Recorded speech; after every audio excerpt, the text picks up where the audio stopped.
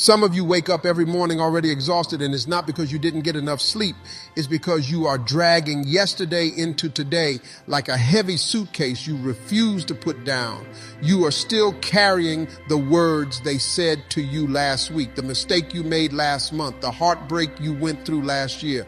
And every single day, you pack it up and take it with you into a brand new day that was never meant to hold it. You have got fresh hours ahead of you, but they are already crowded with old pain. You can't expect to see new blessings when your vision is clouded by old battles. The truth is, yesterday has already spent all its energy. It's overdone, gone, but you keep replaying the same scenes like it's a movie you can't stop watching. And here's the crazy part. You already know the ending, but you still sit there hoping the plot will magically change. It won't. The only thing that can change is how much space you allow it to take up in your day. Every time you rehearse yesterday's pain, you are stealing joy from your present. You are like a gardener planting weeds in fresh soil and then wondering why nothing beautiful is growing. Your mind can only hold so much, and if it's full of yesterday's storms, there's no room for today's sunshine. Some of you haven't truly enjoyed a day in months because you have been living in a time zone that doesn't even exist anymore. And here's the reality. Carrying yesterday into today isn't just emotional, it's physical. You feel it in your body. Your shoulders slump, your face looks tired, and your energy feels drained. That's because your soul is tired from dragging things that were never meant to cross into this day. Every problem you carry forward becomes heavier the longer you hold it, not lighter. That weight isn't preparing you, it's breaking you down. You have got to understand that the morning is a reset. It's like God handing you a brand new page to write on. But if you insist on scribbling yesterday's mess all over it, you will never see the beauty of what it could become. You can't walk into a clean room and start throwing trash on the floor just because it's what you are used to. That's exactly what some of you do with your days, dumping old problems into a clean space. The reason so many people can't move forward is that they have mistaken remembering for healing. Just because you think about it every day doesn't mean you are processing it. It means you are keeping it alive. Healing requires release. You can't patch a wound if you keep ripping the bandage off just to look at it. Some of you are stuck because you haven't permitted yourself to move on without closure. But sometimes closure doesn't come. Sometimes you have to close the chapter yourself. Yesterday is over. It has no power except for the power you choose to give it today. And the more you feed it with your attention, your emotions, and your energy, the stronger it becomes in your present life. But the moment you stop carrying it, the moment you set it down, you give yourself the freedom to finally step into today without the shadow of yesterday following you around. Forgiving someone doesn't mean you are saying what they did was okay. It doesn't mean you are letting them off the hook or pretending it didn't hurt. Forgiveness is not a stamp of approval. It's a release. It's you saying, I'm not going to let what you did control my life anymore. Because let's be real, every time you replay that moment in your head, every time you let your mood shift because of something they did years ago, they are still holding the remote to your emotions. A lot of people hold on to grudges, thinking it's power, but it's a chain. You walk around with that bitterness in your heart, thinking you are punishing them, but in reality, you are the one waking up with it every morning. They may not even think about you anymore, but you think about them every single day, and that's draining you. Forgiveness is cutting that chain so you can finally breathe without their name being attached to your chest. You can't build a future while holding on to poison. Unforgiveness is like drinking toxic water and expecting the other person to get sick. It eats away at your joy, your peace, your ability to trust again. And here's the thing, you don't have to feel like forgiving to do it. Forgiveness is a choice before it's a feeling. You might still feel angry, hurt, or disappointed, but you can still make the decision to stop letting that pain dictate your life. Some of you think that if you forgive, they will think they won. No. Forgiveness is not about them. It's about you. It's about taking back your power. When you forgive, you take the steering wheel of your life back into your own hands. You stop letting their wrong turn keep you stuck on the side of the road. Forgiveness isn't weakness, it's strength, because it takes way more courage to release than it does to keep holding on.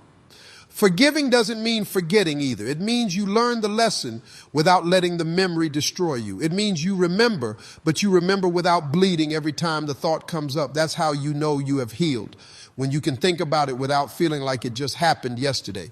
You take the scar, but you throw away the knife. Think about it. Every day you refuse to forgive, you are renting out space in your heart to something that doesn't serve you.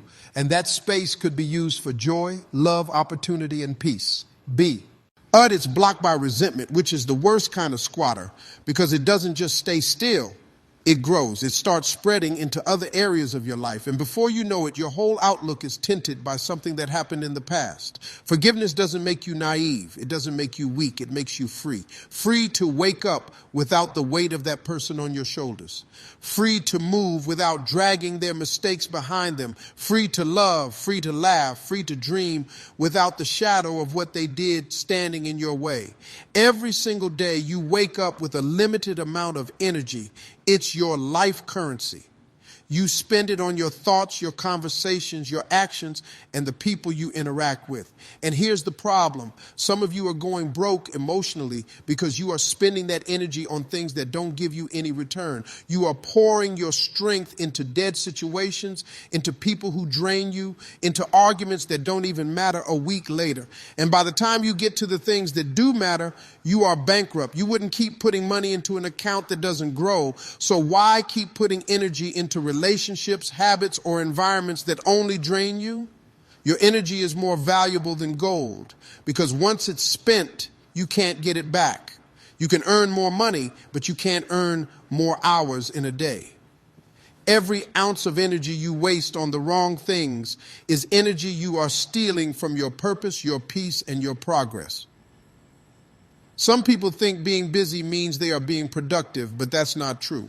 You can be busy doing nothing that matters. You can be constantly on, answering texts, scrolling social media, stressing over drama, and still be moving nowhere. That's like spending your whole paycheck on junk food and wondering why you are still hungry. You have got to start budgeting your energy like your life depends on it. And the truth is, not everybody deserves your energy. Some conversations aren't worth having. Some arguments aren't worth winning. Some people aren't worth the effort it takes to keep chasing them. You have got to know the difference between someone who challenges you to grow and someone who just drains you dry. Your energy is too precious to keep handing out like free samples. In the same way you check your bank account, you need to check your emotional account. At the end of the day, are you in the positive or the negative? Did the things you gave your time and attention to today make you stronger, wiser, happier, or did they leave you feeling empty, angry, or anxious?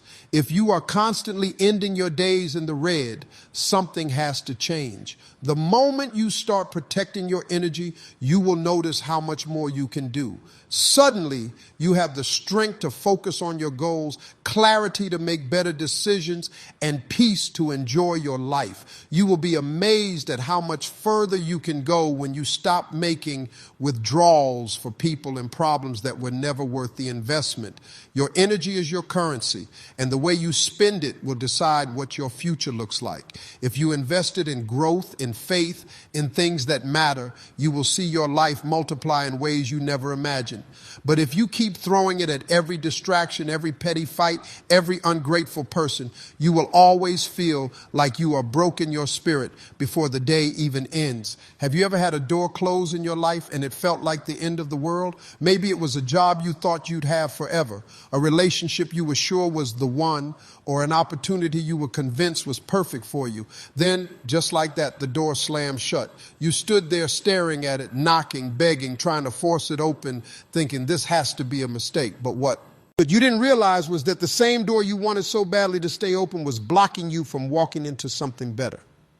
We get so caught up in what we lose that we forget to look at what we might gain. When a door closes, it's not always rejection. Sometimes it's redirection. Life has a way of moving us when we refuse to move ourselves.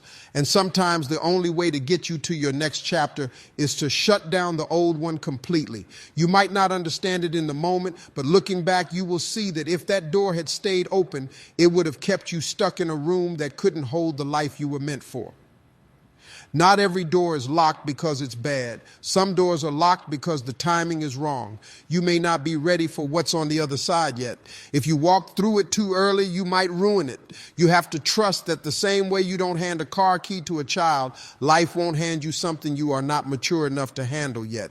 Closed doors can be protection just as much as they can be rejection. But a lot of us make the mistake of camping outside a closed door. We sit there replaying what happened, wondering what we could have done differently, refusing to move on. Meanwhile, opportunities are passing by on the other side of the hallway because we're so focused on the one door that didn't open.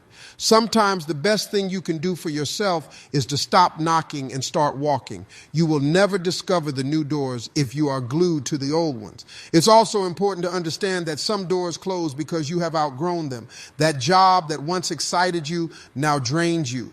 That relationship that once brought joy now feels heavy. That habit you used to enjoy now feels like a chain. Growth has a way of making you uncomfortable in places you used to fit perfectly. That discomfort is the sign that it's time to move. Forward. When a door closes, it's not the universe being cruel. It's life making room for what's next. You might not see it yet, but there's a reason that opportunity didn't work out. Maybe it would have cost you your peace. Maybe it would have kept you from something greater. Maybe it was only meant to teach you a lesson and prepare you for the real thing. Either way, the closing wasn't random. It was intentional. And sometimes the door closing isn't about you at all. It's about what's happening on the other side. There might be work that needs to be done, people that need to move, or situations that need to change before it's right for you to walk in. If you knew what was really behind that closed door right now, you'd be grateful it's locked until the time is right. Some of you are exhausted, not because life is too heavy, but because you are trying to carry things that aren't yours to carry. You want to manage every detail, control every outcome, and predict every turn before it happens. You are rewriting conversations in your head, replaying scenarios, and making backup plans for your backup plans. But the truth is, no matter how much you stress, you can't control everything. Life will always have variables that are outside your hands, and the more you try to grip them, the more frustrated you become. Trying to control everything is like trying to hold water in your hands. The tighter you squeeze, the more it slips away. You can plan, prepare, and position yourself, but you can't force people to act a certain way. You can't make life bend to your script, and you can't stop change from happening.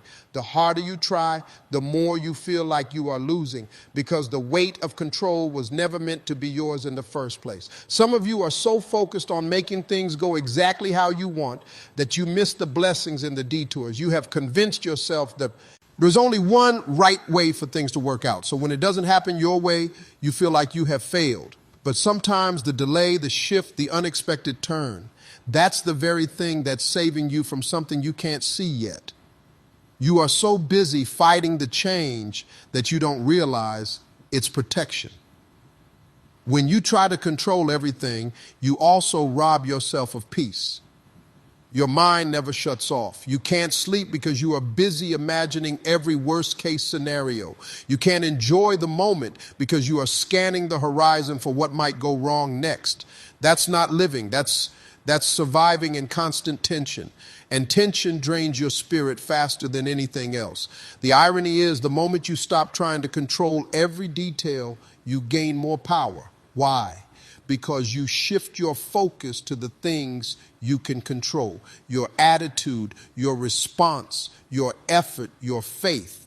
You stop wasting time on what's out of your reach and start building on what's right in front of you. That's when your energy multiplies, because it's finally flowing where it's effective instead of leaking into things you can't change. Some people will never give you the closure, the explanation, or the behavior you want from them. And that's okay. You can't make someone understand your worth, respect your time, or love you the way you deserve. What you can do is decide you won't be held hostage by their choices. You can choose peace over proving a point. You can choose to step away instead of trying to force them to see things your way. Letting go of the need to control everything doesn't mean you stop caring. It means you stop letting the outcome determine your peace. It means you can keep giving your best without feeling crushed when things don't go according to your plan. It means you can finally breathe because you have learned the difference between responsibility and obsession.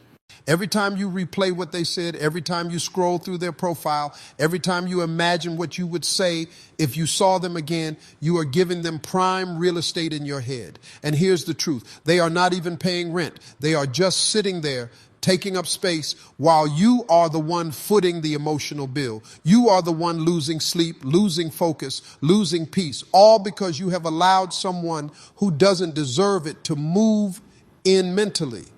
Your mind is valuable property.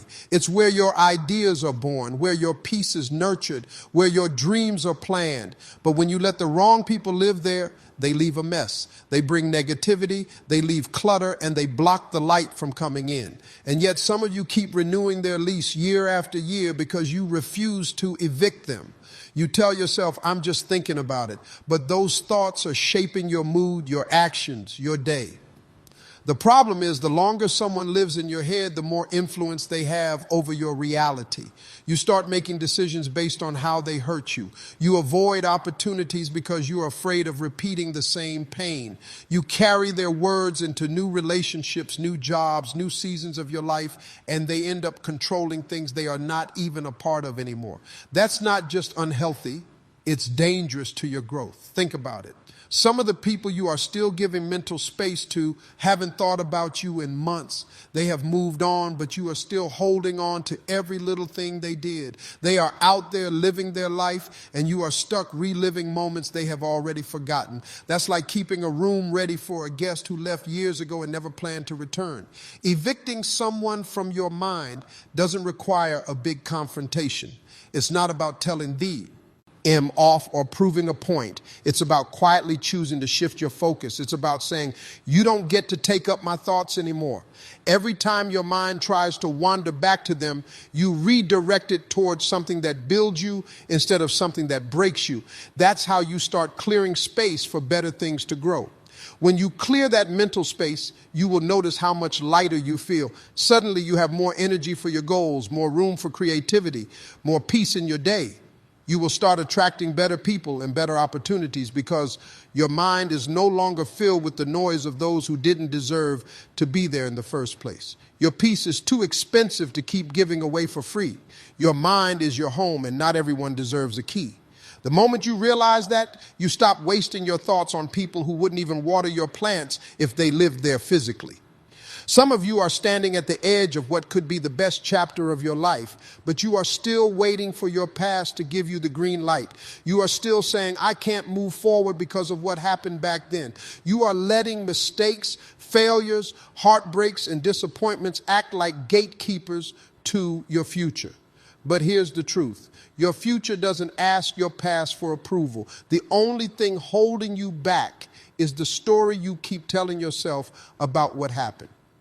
Your past is a chapter, not the whole book. Just because one season of your life went wrong doesn't mean the next one has to follow the same pattern. You are not the same person you were back then. You have learned things, survived things, and grown through things that the old you wouldn't have even imagined getting through. Yet you keep acting like the you from years ago still has the power to make decisions for the you today. Some of you think you need to erase your past before you can move forward. No, you need to own it. Every mistake, every wrong turn, every heartbreak, it all taught you something. It shaped you. It gave you strength. It gave you wisdom. You don't have to pretend it didn't happen, but you also don't have to let it chain you down. Your past is proof that you can survive hard things, not a license for you to stay stuck in them. Too many people treat their past like a prison sentence. They walk around with invisible bars in front of them, convinced they can't go beyond what they have been through. But the lock on that door has been open the whole time. You have been free, but your mind keeps telling you you are not. And until you realize that, you will keep pacing in circles when you could be running toward what's next. You don't have to ask permission to start fresh. You don't have to wait for everyone who saw you fail to finally believe in you. You don't have to get the approval of the people who doubted you before. Your future doesn't care about their opinions. It cares about what you are willing to do right now with what you have got. Every day you delay because of your past is a day your future sits waiting, wondering when you will show up. The truth is your past past will never raise its hand and say, okay, you are ready now. It will always remind you of your flaws, your fears, and your failures. That's its job. But your job is to remind yourself of your growth, your strength, and your vision. You get to decide if your life moves forward or stays parked in the same place. Your future is like a door that's already unlocked. All you have to do is walk through it. But if you keep looking over your shoulder, waiting for your past to nod in approval, you will never take the step. At some point, you have to stop negotiating with what's behind you and start investing in what? It's ahead of you. Sometimes in life, you get signs, subtle ones at first, that something or someone is no longer meant to be in your journey. You feel it in your gut, but you ignore it because you are comfortable, you are used to it, and you don't want to deal with the discomfort of change. You tell yourself, maybe it will get better. Maybe I just need to be patient.